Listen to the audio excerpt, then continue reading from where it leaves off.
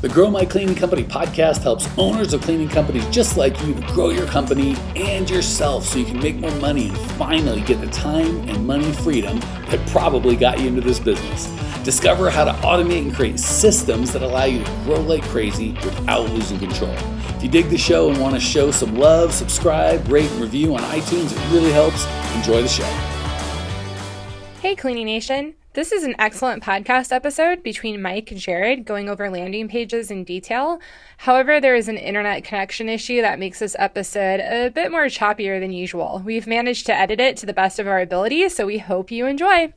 Hey, Cleaning Nation. Mike Campion here with Jared Robinson. He is our, traffic guy extraordinaire. And most of the time we talk about traffic. But today we, and by we, I mean Jared, is going to talk more, or are going to talk more about where the traffic goes. I think we probably don't emphasize enough. Jared knows a lot about targeting and, Facebook versus Instagram versus local service ads versus pay-per-click, and plenty of nerding out to be done there. But I have always felt or believed or experienced that no matter how good the traffic is, if you send them to a dud of a landing page, and a lot of people just send people to their website without really thinking through, is this website speaking to who these people are? And the answer is virtually almost no. Doesn't matter how good the traffic is. If you don't give them a compelling offer or have anything to say, you just kind of wasted some time and money and all that. So Jared, having sent traffic to many landing pages, we're going to go over the do's and the don'ts, stuff that he likes, stuff that he doesn't like, specifically as it relates to cleaning company. So that said, I'll turn it over to you, Jared, and I'll kind of just ask questions and poke as I see fit. But the virtual floor is yours, my friend. Perfect.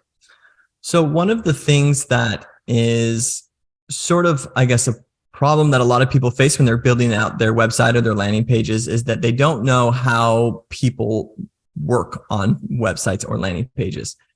So what happens is when someone comes to your landing page, they are being presented with a message. And what we don't want to do is create any confusion along the process. And so this is with anything that you do online, whether you're an e-com or whatever it be, you're supposed to be making the checkout experience as smooth as you can and remove the questions that someone could have so that they're just falling into what you're doing.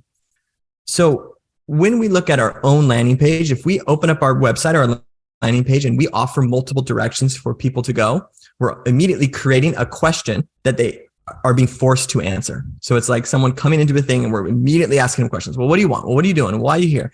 And it's like, whoa, bro, I just showed up. Like, let me figure this stuff out. And so the way we want our landing pages to flow is to push them in the direction that we want them to go so that we can get the results that we need. Anytime someone lands on your landing page or your website and scrolls down, it means that they're interested in what you have to say, but they're not sold on what you have to say yet. And so this is another problem that we run into, is that we try to put a lot of emphasis at the top of our websites, and then we sort of just like, well, I don't know what to put later on or what my call to action should be. But if we think about the psychology behind this, is like, I'm here and I didn't leave. I didn't click the X and leave. This means I'm going to start to scroll. And why is someone scrolling? They're not sold. And so we need to continue to hit points, buyer objections, as they scroll through your website to be able to push them to the one spot that we want to send them. And so whether that call to action, and again, we've heard this a lot on this podcast, is not going to be your free estimate or whatever it may be, but we want to have a call to action that promotes a life that they want. And we create the landing page to have sections that push them to the life that they want.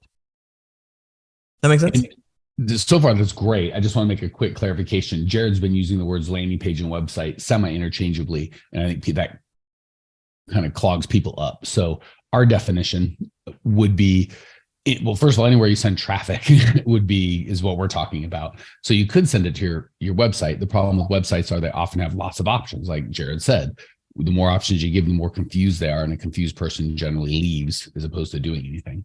So an option could be follow us on Facebook, sign up for this, check out this review, click here to sign up for our newsletter. There might be a dozen options. That would be a website, which is not what we would recommend you sending paid traffic to, or in my humble opinion, even organic traffic. Let's send them somewhere. So a funnel would be, there's one thing. You can either do the thing we've asked you to do or not do the thing. You can leave, or you can opt in, give us your information, book an appointment, click a link, whatever it is you're asking them to do. But if you just give them one option, you're more likely they're going to take that option. and you know what's working, what's not working. When there's 17 options and they can go anywhere, it's really hard to know what's working. So landing page for this discussion, not for all of time, might just be somewhere we send paid traffic or organic traffic where there's just one option. They can either take the next step or they can not take it, whereas a website would be a little more, here's a bunch of information about us, about different pages that are linked together, and there's all sorts of options you may take. Okay, so that said, let me ask a couple things about, because you made a really good point. I love the picture of when they're first there. Most of the time you want to have a call to action above the fold, right? Like old newspaper language of before they have to scroll. And, hopefully 20, 30% of the people that are going to convert or do the thing you ask will do it right then and there. Great. The vast majority are just going to leave. Not great, but okay. I really like the idea of the rest, which are probably important. Let's give them something, right? Because even the ones that immediately convert may not be the best people. If they're not clear, there's like, I'll just click this button to see what happens. So for me, it's like, I think the people that have read and want more information are the most valuable. So I'd love to know what chunks we should and shouldn't put, or what you see kind of works and doesn't work when you're talking about next things. Well, first of all, let's talk about all of it. The headline, what should be above the fold, so to speak, and then what specifically would you recommend for owners of cleaning companies as they scroll, or as their visitors scroll, sorry. So the above fold, as Mike is calling it, is essentially what they see before they scroll. And so when the website loads, or the landing, I guess I'll call it a landing page. When the landing page loads, it will, it'll show something that's there. What we want to do is immediately connect with who the person is and what they want. So, for residential cleaning, we know that most people who are doing the cleaning, from our own research and what we know, is usually the wife, the home, the person who manages the home. And so we know that they have a lot of stuff on their plate, that they're juggling a lot, and that they feel that anxiety of just this constant chore, of this never ending thing of cleaning. So the first thing we want to do is say, hey, your time is precious, and you shouldn't be stuck in this kind of cycle that never ends with what you're doing. Let us take this off your plate and give you that time back. So we don't focus on, hey, we're a cleaning company and we're going to clean your house, because that's just, give us dollars, we'll clean your house. But if we say, hey, we'll give you your time. Of that, just because people are going to be going, no, but I don't talk about I'm a cleaning company. I talk about how good of a cleaning company I am, how good I dust, how good I whatever, all under the umbrella of crap about you they don't care about. So I just want to be clear, not just that we clean. I was like, I get that. I don't talk about how I clean, Jared. I talk about how good I am and how I'm better than everyone else when I clean. Notice how there's a bunch of I's in there. We want to get rid of all the I, we, us, our company names and put in the you, your. So I just want to be clear. We're not just not talking about cleaning in any regard, the quality of the clean. No offense. Everybody says we're the best cleaners in the world. Well, all y'all are lying, but one, just by the way that the nature of those claims work. All right. Back to you, Jared. Sorry. Yeah. So when you express the you and the yours and you're talking to them, you want to try to find a couple words in there that are a little bit more dramatic than what you would typically speak. So instead of just saying like, we'll make your home clean, we would say your home will be sparkling, for example. And so that elevates what we're doing. It's an exaggerated version of how you speak. And these work really well with headlines because you want to make a black and white contrast with what you're doing. So there's essentially two choices, and one is just amazing and one is fire and brimstone. And so, yeah, I want this over here. This is what I want. My time is being sucked away and my home will now be sparkling. Like those are two really contrast words, but it's what creates that division of like, I want this. You're not forcing, but you're using, I guess, like a sales technique to just bring two choices. Either your time's going to get sucked away or you're going to have this amazing, more time, sparkling home to go with what you're doing. So go ahead. Do you want to say something? Yeah. The way I would do that is a word picture. Like when Jared says sparkling and time being sucked away, as a visual person, you want stuff that, there's auditory, visual, and kinesthetic. So visual is what you can see, auditory is what you hear, kinesthetic is what you touch. Sucked really hits all of them. I can hear a sucking sound. I can see a vacuum sucking my time away, and I can feel what it feels like to be sucked away. Sparkling is different than clean. I can feel something sparkly or sparkling. So I would really create word pictures in their minds, because all we have is the words that we use. And it is shocking how the difference between the word clean or the word sparkling or the word, time losing or sucking your time can make a substantial difference. Because again, all you have is the words. And we kind of get into like, what about the pictures? I want to make it look pretty. And how about the buttons and do the colors all work? And That's fine. But at the end of the day, the words are the key. And I love what Jared said about, just creating for me word pictures or sound pictures or things that they can be like, I felt that one right in the gut. Your heart, your time is going to be inefficiently used. It means nothing to me. Your time and life is getting sucked from you second by second. It's like, oh, I can feel the drama. Yeah. So once they see something like this, we then provide them the light at the end of the tunnel, which is the call to action to what they're doing. So it's, hey, we have this 15-minute solution call that's going to give you all these things back into your life. If they see that and go, whoa, this is too much for me. This moved quick. I'm not quite ready. I'm ready to scroll. This is probably the number one mistake I see, is that the minute someone starts to create on the below fold is when they start talking about themselves. Well, this is why we're going to do such a good job. This is what we do. We've been in business for 15 years and we use clean products and all that stuff. That isn't where their mind is right now. They've been hit with this dramatic kind of teeter-totter type headline, and now they need more. And so when they scroll is their invitation to keep going. I'm interested in what you have to say. Keep going. And that's when we speak to the person. So we start to say, this is you. This is what your life is right now. This is what you're doing daily. This is why it's hard for you. This is why you feel your stuff. And you're bringing problem awareness into this, where you're starting to bring the emotions of the problem to the surface. And they're saying, yes, holy smokes, this is me. Yes, I do feel that. You know what? That's a good point. That's totally, that's what we want. We want them to be like in their minds, agreeing with what we have to say and having them feel like we know how they feel, because this positions you into a spot where you can then really hit home a solution, and they'll believe your solution because they believe that you know them and what they're feeling. So one of the things that people are tempted to put, and I kind of have two minds. I wanted to ask you about this anyway, so we'll do it in front of God and everybody here. Reviews. For us, I know we've tested it both ways for our own stuff, for our clients. And I would just think, and I think most people assume, well, just good reviews. Jared's cleaning is the best. I loved him. Couldn't hurt. Like always, best case, they help a lot. Worst case, they can't hurt. We've actually felt they can hurt. We've actually found they can hurt and they can help. And I'll give my 2 cents, and I would love to hear Jared's probably more thought out response. Is for me, I get frustrated when we're talking about time getting sucked and sparkling and you living this different life. And then the reviews like Jared's the best, right? So when the reviews, in my opinion, don't match the narrative that we've been drawing for them, it's almost a disconnect that can screw it up. That said, I would love I know you've done this more than me. So what have you found about reviews? Always bad, always good, or probably a more nuanced answer of here's when and how you might or could use them? Real quick, Cleaning Nation, if you can think about how you found out about this podcast, maybe a tweet, a Facebook message, iTunes search, some sort of Instagram post, the only way we grow is word of mouth. We don't do paid ads. We don't run ads. You are it. The only ask I have is if you're getting value, share the love. However you found out about this, if it's a review or post, whatever it is, do that. Pay it forward so the next cleaning company owner can change their life as well. Back to the show. Yeah. So to piggyback what you said, anytime you have a review that matches the narrative of what you're doing, that's awesome. That's great. And in fact, you can either just use the review or you can use the narrative of the review to create copy that's going to connect with your other people. So that's great. Overall, though, real quick, what would that look like using the review to create narrative for your copy?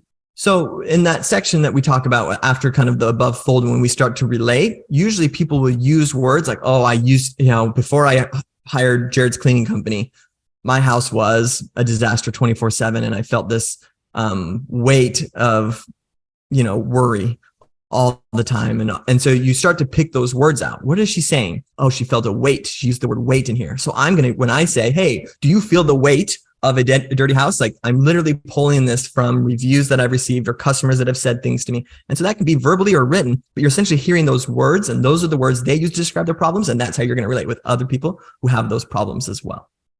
All right. So that I want to hear the rest of your story, but that just brings up a very kind of murky waters. So I have also found a lot of the reviews are very superficial. Like, I don't want to say superficial, but they're writing what they appreciate how well you help them, but they're just like a lot of copyright is what we think other people's copy are. Like, we do windows and we do this, like a list of things that we do and a list of cities that we do it in and how great we are. We see other people do it, so we do it. And it doesn't work. We just see other people do it and it self-propagates. I think reviews are the same thing. people don't know what you want. So they'll just say things that think you want. Like what they're really saying is, I really appreciate you, Jared. And you asked me for a review and I feel like you're always in my house. So it's a nice thing to do. So I will do that. But they don't give you what I would call a real review. Like what Jared said, like if I really thought about it, I'm like, yeah, it was a huge pain in the butt. And this goes into your sales process too. If you do your sales process right, they'll be more in tune with the problem that you actually solved, but we'll leave that be for now. They just will give a superficial, Jared cleans the best. My blinds were always dirty, but not when Jared came. They were clean as a whistle. And then we get sucked into the belief that that's what they want because that's what they told us. So how do we kind of discern when it's same with us, when people be like, Mike's coaching is the best. I would recommend it to anybody. Like, I think I'm so appreciative of our clients and I'm not going to like yell at them, like do it right. But I'm probably not going to use it as copy. Like my cleaning's the best or my coaching's the best. You should use me.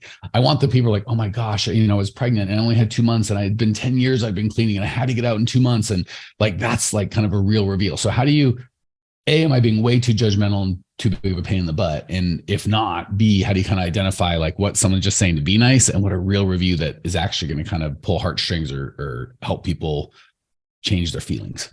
Yeah.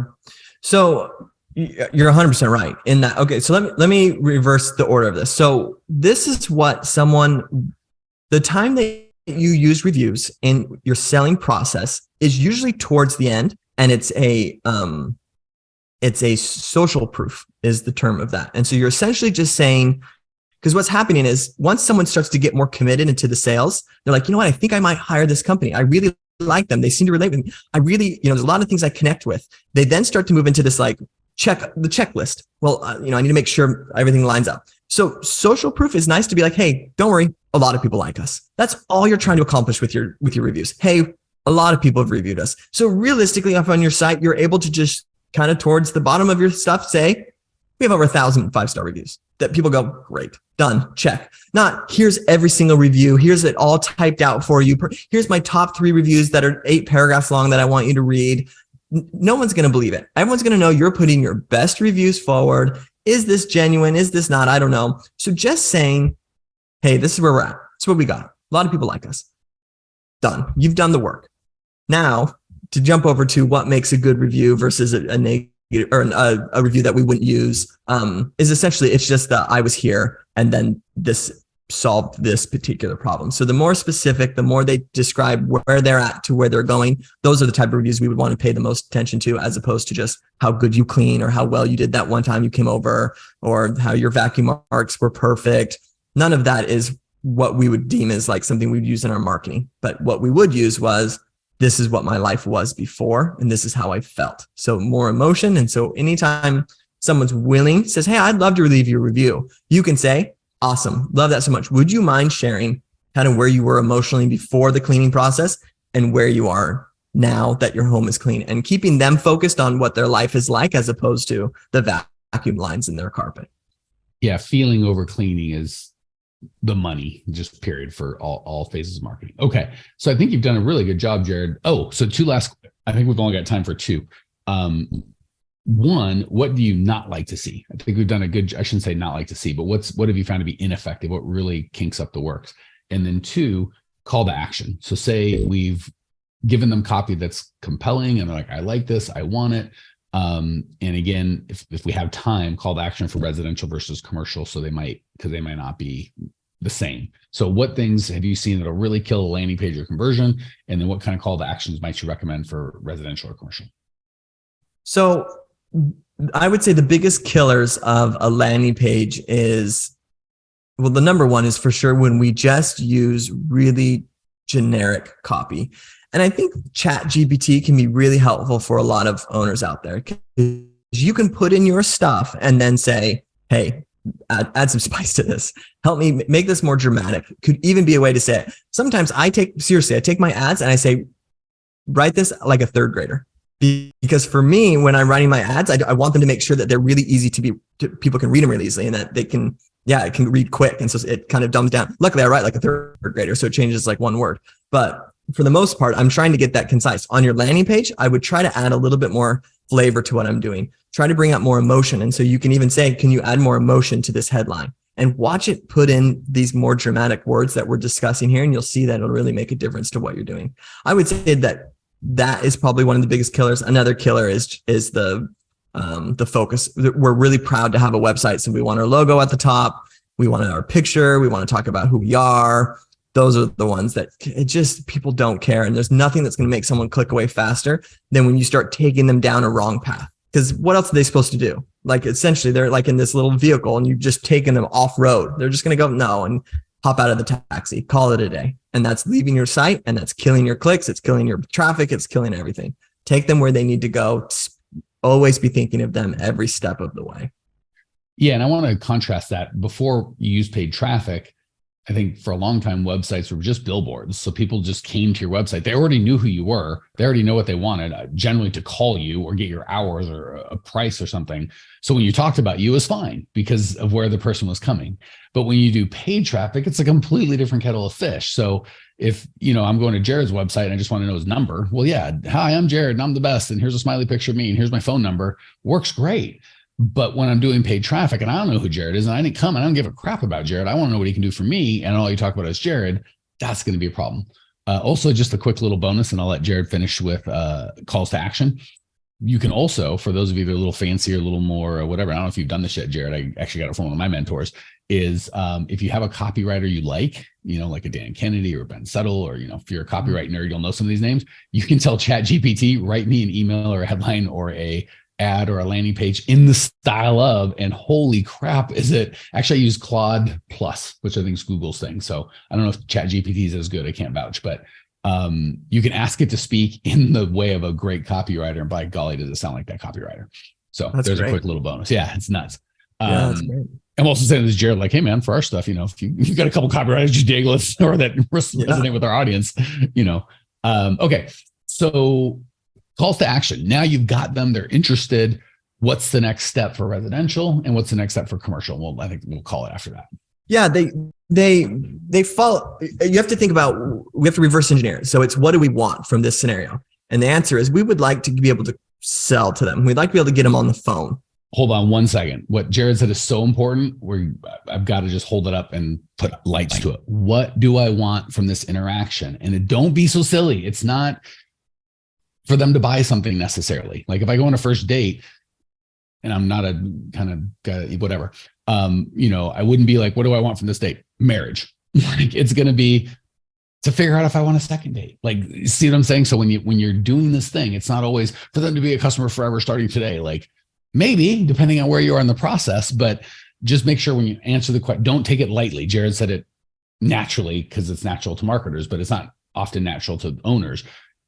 Don't take a minute to go, what's a reasonable thing to want from this? Is it a click? Is it to opt into something? Is it to subscribe to a podcast? Is it to download something? Is it give me their email? Is it to click in? Is it just to read more? Is it to watch a video? Is it to schedule an appointment? Is that a 15-minute appointment or 60-minute appointment? Is it in person or is it on the phone? Is it to call a 1-800 number and listen to a pre-recorded deal? Is it to watch a 10-minute webinar? Like really get clear on what you want, not from this total interaction. I know you want them to be a customer, but you can't do all of that right now. Right now, we're looking for one call to action, and it's really important. If Jared said nothing else, and I promise I'll let him talk, but just helped you get clear on what you really want from them, the call to action almost becomes self-evident. But if you don't have clarity, I want them to be a customer, I want to buy for my thing. It's like, great, we'll just put in a credit card and see how many people enter it. Very few. Okay. Sorry, rant over. Back to you, buddy.